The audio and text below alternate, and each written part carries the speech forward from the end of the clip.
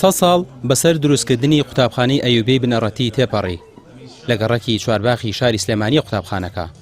یەکەم زەنگی ساڵی نوێی خوێندن 100 ساڵ بەر لە ئێستا لێرە لێدرا.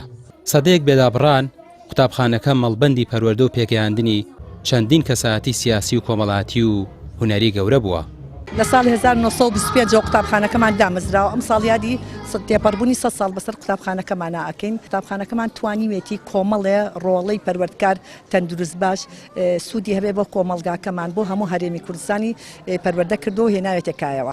بەڕاستی پێویستە لەسەر وەزارەتی پەروەردە تایبەتمەندیەکی باش بکا بۆ قوتابخانە حکوومیەکان، چونکە کۆمەڵی قوتابیمان هەیە، کۆمەڵێ ڕۆڵەی میلەتەکەمان هەموو لەناو قوتابخانە حکوومیەکانە نەک لەناو ئەهلیەکانە. هیواداری هاوکارمان بن و هاوکاریشمانن. دوای 100 ساڵ هێشتا قوتابخانەکە نەوە بۆ داهاتوو پێدەگەێنێت و هێشتا یادگاریەکانی سەرەتای دروستکردنی بە سیمایەوە دیارە. کاتێکیش دەیتە ڕاڕەوی قوتابخانەکە و چاوت بە وێنە کۆنەکان دەکەوێت، مێژووی زێڕینی قوتابخانەکەت دەهێنێتەوە پێش چاو.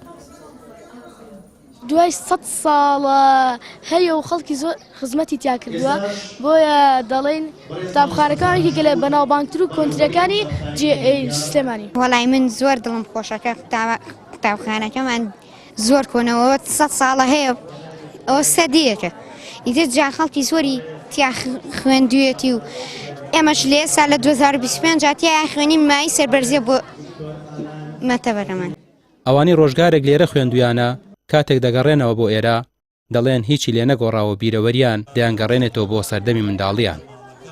سەرەتایی ئەتوانم بڵێم هەفتاکانە ئێمە ماڵمان لە حاجی حان و لە مەڵکەنی بوو، لە نیوەی یەکی سەرەتایەوەی تر هاتم ئەم قوتابخانەیەوە. دیارە من لە بواری وەرزشە مامۆستا معرف یەکەم وانی وەرزشی کە پێوتین زۆر حەزم لە وەرزش بوو. لەم کۆنکرێتیە لەم ساحەیە یاریمانە کرد و لەوێەوە بۆ تیپەکانی گۆڕپان و مەیدان و بە تایبەتی فوتبۆڵ من سەرەتا هەڵبژێرام و توانیمان یەکەمی شاری سلێمانی بینەوە وێنەکان یەکەم و دووەمیش.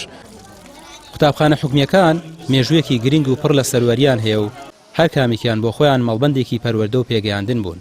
بەڵام ئێستا حکومەت بایەخی پێویستیان پێنادات و بەهۆی زیادبوونی قوتابخانە ئەهلیەکانەوە ئەم کارتەش نزیک بووەتەوە لەوەی بە تەواوەتی بە بازرگانی بکرێت.